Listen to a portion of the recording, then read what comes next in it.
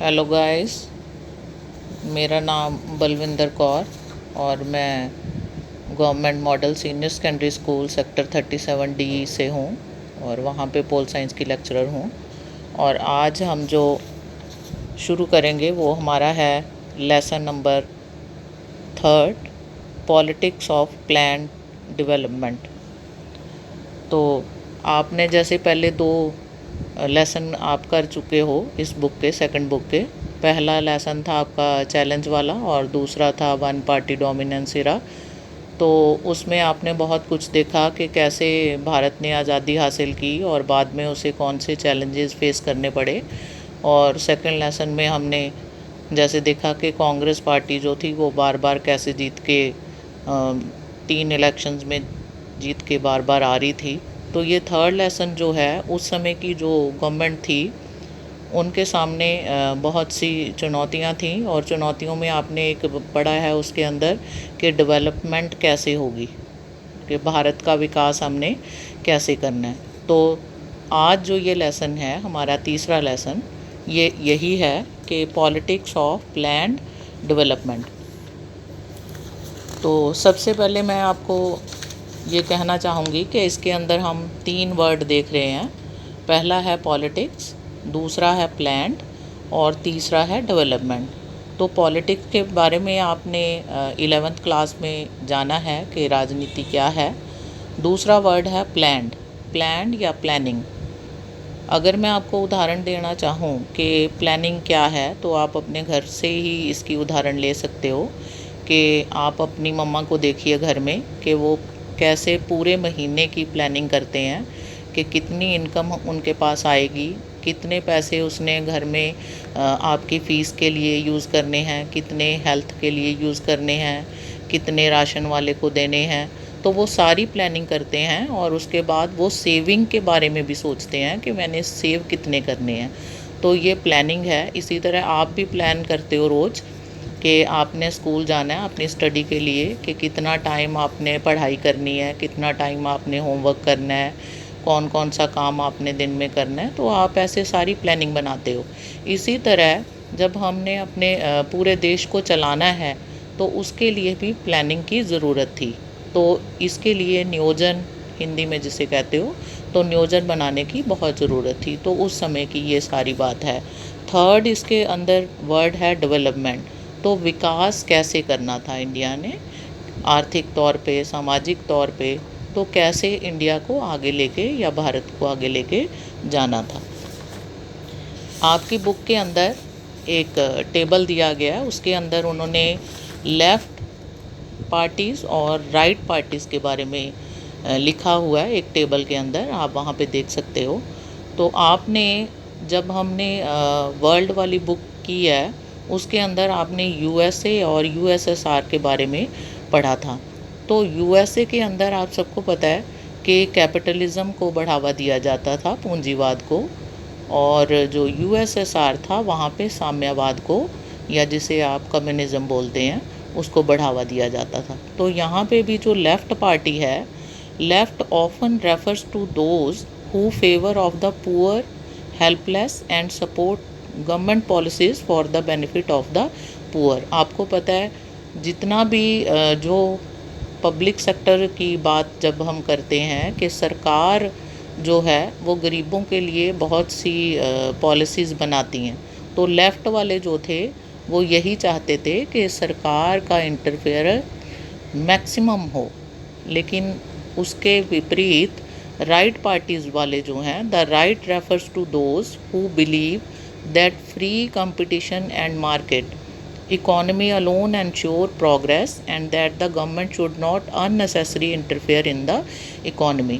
तो ये जो राइट वाले थे ये प्राइवेटाइजेशन को बढ़ावा दे रहे थे और इन्हें लग रहा था कि अगर देश की डेवलपमेंट हम चाहते हैं तो हमें कुछ सेक्टर्स में प्राइवेट, हमारा निजीकरण करना चाहिए। तो उसके लिए जो राइट पार्टी वाले थे, इसको आप हिंदी में दक्षिण पंथ बोलते हैं और लेफ़्ट पार्टी को वाम पंथ बोलते हैं। हिंदी वाले बच्चे ये नोट कर लें कि आपकी बुक के अंदर दिया गया वाम पंथ और दक्षिण पंथ। दक्षिण पंथ वाले जो हैं वो चाहते थे कि सरकार का इंटरफेरेंस कम से कम हो, इसमें सरकार का इंटरफेरेंस नहीं होना चाहिए। आपकी बुक के अंदर एक बहुत ही उसमें आप देखिए, वहाँ पे है बॉम्बे प्लान। तो ये क्वेश्चन बहुत बार आ चुका है सीबीएसई में। तो बॉम्बे प्लान क्या था, इसके लिए आपने अपनी बुक में से पढ़ के और वहाँ पे आप मार्क भी कर लो। तो बॉम्बे प्लान जो था उसमें बड़े बड़े जितने भी इंडस्ट्रियलिस्ट थे उस समय के, तो वो 1944 में इकट्ठे हुए थे और उन्होंने एक प्लान ड्राफ्ट किया था। तो इसको हम बॉम्बे प्लान के नाम से जानते हैं।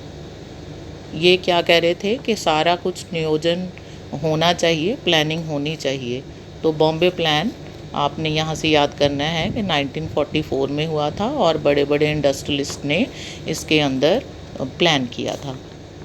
नेक्स्ट आपका आ गया है प्लानिंग कमीशन। तो ये जो है, तो प्लानिंग कमीशन के बारे में हम सबसे पहले यही जानेंगे कि ये मार्च 1950 में सेटअप हुआ था। और ये जो प्लान था हमने कहाँ से लिया, यूएसएसआर से, क्योंकि वहाँ पे वो भी ऐसे ही प्लान बनाते थे। तो इंडिया ने अडॉप्ट किया था ये 5 ईयर प्लान फ्रॉम यूएसएसआर। तो इसके लिए इन्होंने यही है कि जैसे मैंने पहले बताया कि सरकार अपनी पूरा रूपरेखा तैयार करती है, एक प्लानिंग तैयार करती है कि कितनी इनकम होगी और कितना खर्च हमने कहाँ कहाँ पे करना है। आइडियाज़ ऑफ डेवलपमेंट, आपकी बुक में एक ये भी टॉपिक है।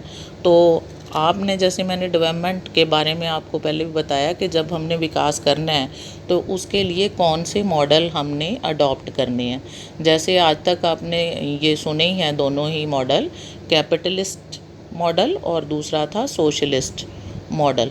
कैपिटलिस्ट मॉडल आपने यूएसए के बारे में जब हमने पढ़ा था पहले लेसन में, तो वहाँ पे आपने पढ़ा है कि पूंजीवादी जो ये मॉडल था, विकास का नमूना था, उसके अंदर एलपीजी को अपनाया जाता था। L for liberalization, P for privatization and G for globalisation.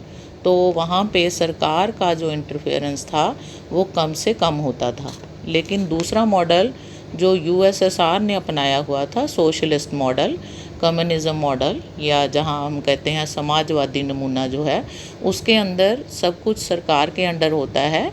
और सरकार जो है, आप सबको पता है कि वो गरीबों के लिए ज़्यादा सोचेगी, गरीबों को सब्सिडी देगी। तो इसके अंदर सरकार ही सब कुछ करती है। तो लेकिन अगर हम इंडिया की बात करें तो इंडिया ने हमारे यहाँ दोनों ही मॉडल्स को अपनाया हुआ है। कुछ हिस्से ऐसे हैं जहाँ पे हम पूंजीवादी मॉडल को यूज़ कर रहे हैं और कुछ ऐसे हैं जहाँ पे हम सोशलिस्ट मॉडल को यूज़ कर रहे हैं। तो इसको हमने नाम दिया है कि इंडिया ने मिक्स्ड इकोनॉमी, मिश्रित अर्थव्यवस्था को अडॉप्ट किया हुआ है। हम कैपिटलिस्ट मॉडल भी अपनाया, उसके अधीन भी काम कर रहे हैं, और कुछ हिस्से ऐसे हैं जो सरकार के अंडर हैं, तो उसको कहेंगे हम समाजवादी मॉडल जो है वो भी हमने अडॉप्ट किया हुआ है। तो मिक्स्ड इकॉनमी है इंडिया के अंदर।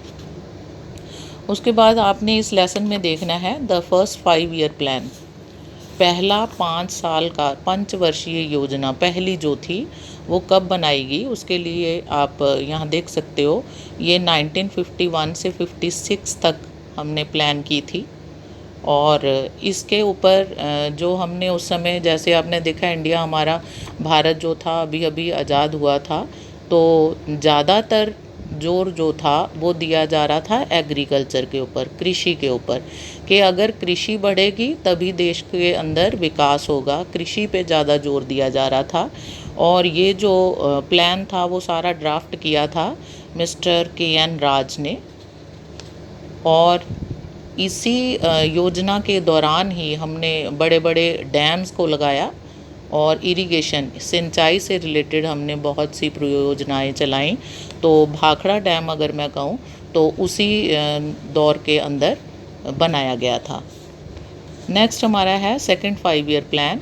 इसका जो टाइम पीरियड था वो 1956 से लेके 61 तक, जैसे हमने पहले उसमें देखा कि कृषि पे जोर दिया गया था, लेकिन दूसरी पंचवर्षीय योजना में हमने हैवी इंडस्ट्री, भारी उद्योग जो थे उसके ऊपर ज़्यादा जोर दिया, और ये ड्राफ्ट की थी मिस्टर पीसी महालनोबिस ने।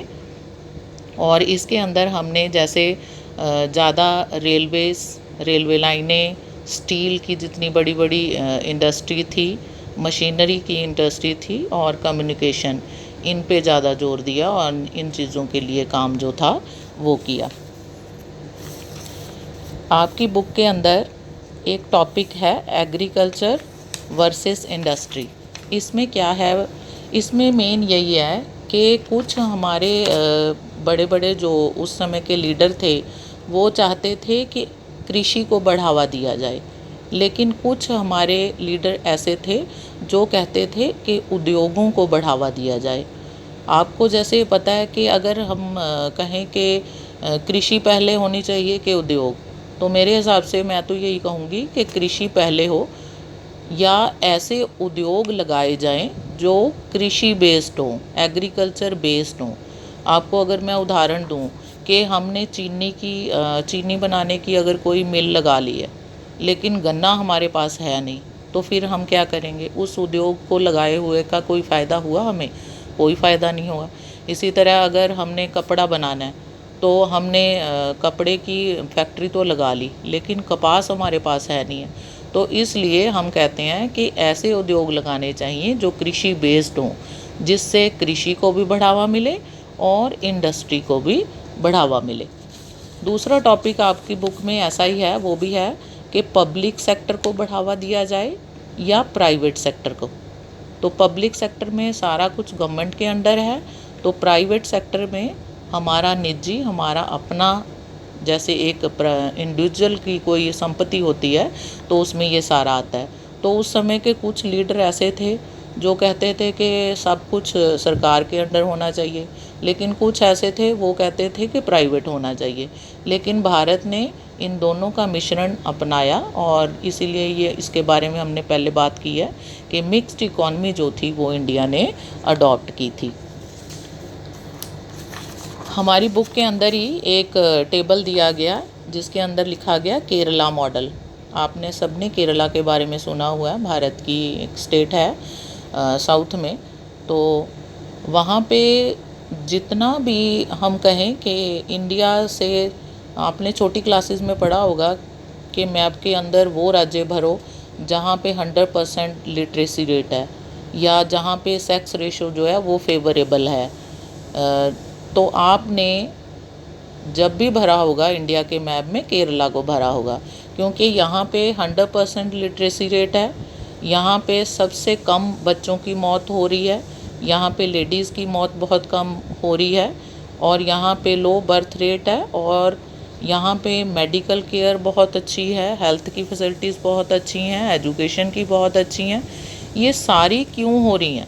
क्योंकि वहाँ पे ये नहीं है कि सारा कुछ सरकार ने ही प्लान करना है। वहाँ पे डिसेंट्रलाइजेशन है, मींस विकेंद्रीकरण है। वहाँ पे वहाँ की जनता, वहाँ के लोग, वहाँ की सोशल संस्थाएं, वहाँ की एनजीओज़, नॉन गवर्नमेंट ऑर्गेनाइजेशंस, वो सब इसके लिए काम कर रहे हैं। सिर्फ़ और सिर्फ ऐसा नहीं है कि गवर्नमेंट ही प्लान करेगी, सारे उस प्लानिंग में काम कर रहे हैं। इसीलिए इसका नाम जो है वो केरला मॉडल पड़ा, कि केरला ने इतना कुछ हासिल किया है सबके साथ के साथ। उसके बाद इस लेसन में हम पढ़ेंगे लैंड रिफॉर्म्स। तो आपने छोटी क्लासेस में एक पढ़ा था zamindari system, Ryotwari system, Mahalwari system. तो इस पीरियड में आके जब हमने ये प्लानिंग की है, तो उस समय ज़मींदारी सिस्टम जो था उसको अबॉलिश किया गया, मींस उसको ख़त्म किया गया। बड़े बड़े जो लैंडलॉर्ड थे उनकी जो ज़मीनें थी वो छोटे किसान या टेनेंट्स जो थे किराए पे लेके, जिसको आप कहते हो ज़मीन वगैरह का काम करते थे, और उनको आपको खुद को कुछ भी अच्छे से नहीं मिल पा रहा था।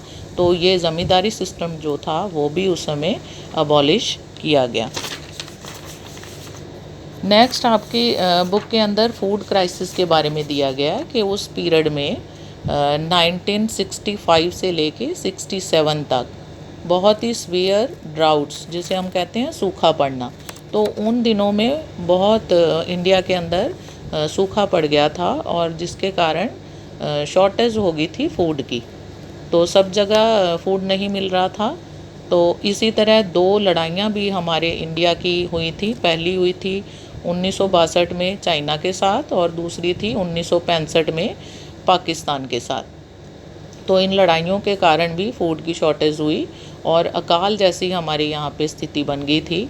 और स्पेशली इन बिहार, हम कहेंगे कि बिहार के लोगों में बहुत ज़्यादा वहाँ सूखा पड़ने से उनको खाने की चीज़ें जो थी वो नहीं मिल रही थी। और एक इसके अंदर वर्ड आता है जोनिंग, जोनिंग या इलाका बंदी।